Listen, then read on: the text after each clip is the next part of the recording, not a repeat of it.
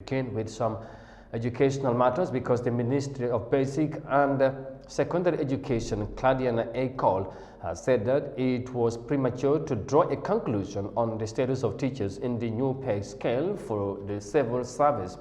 Minister Cole says the permanent secretary of the Personal Management Office assured her that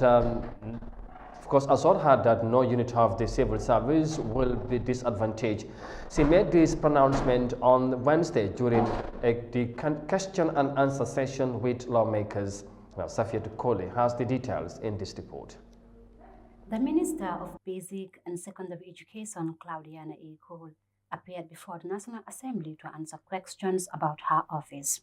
Cabinet approved a new pay and grading structure, which is an important component of the Civil Service Reform Program 2018-2027. The PMO conducted a job evaluation exercise, which led to the development of a new grading structure and pay scale. It then reported that Cabinet has approved the implementation of the new pay and grading structure with effect from the 1st of July 2022. Within the discussion, mainly on social media, some teachers challenge that they consider the disparity between staff in the education sector to that of the health sector.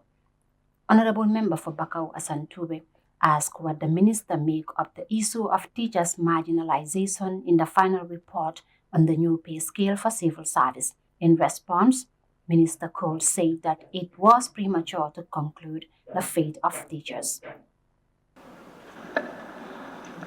Madam Speaker, I would like to inform the National Assembly member for Bakau constituency that my ministry is fully aware of the claims raised by teachers as far as the proposed salary scale is concerned.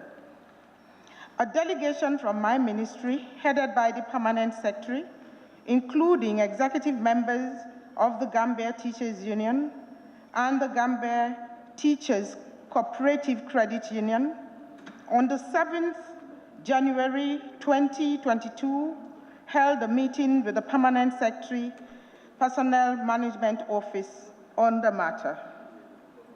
At that meeting, the delegation was informed that the said pay scale has several options, all of which were presented to Cabinet, with one of them endorsed as being more feasible.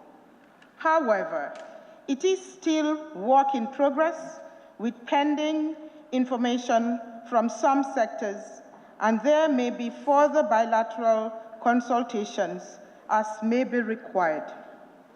Madam Speaker, it will therefore be premature to draw conclusions, as the team was assured by the Permanent Secretary, PMO, that no cadre of the civil service will be disadvantaged at the end of the review exercise. She said the teaching cadre represents some 40% of the total number of jobs in the civil service. Their treatment will therefore have a very significant effort on the cost of any new system. However, the proposal so far does not satisfy the expectation of Gambian teachers. The union said the scale determines the position of teachers compared to other sectors. Meanwhile, the Gambia government said it has a task force comprising of the PMO, Ministry of Finance and Economic Affairs, and the Accountant General's Department to work on the implementation details. It said work will therefore continue on the necessary steps required to ensure the smooth and orderly transition of the new system, noting that it is indeed important as it will help improve the current low pay and pension of civil servants, and it will also improve the attraction of both managerial and technical talents required for improved service delivery assist in retaining highly skilled and competent civil servants, among others. Safia Tukole, Eyeafrica News.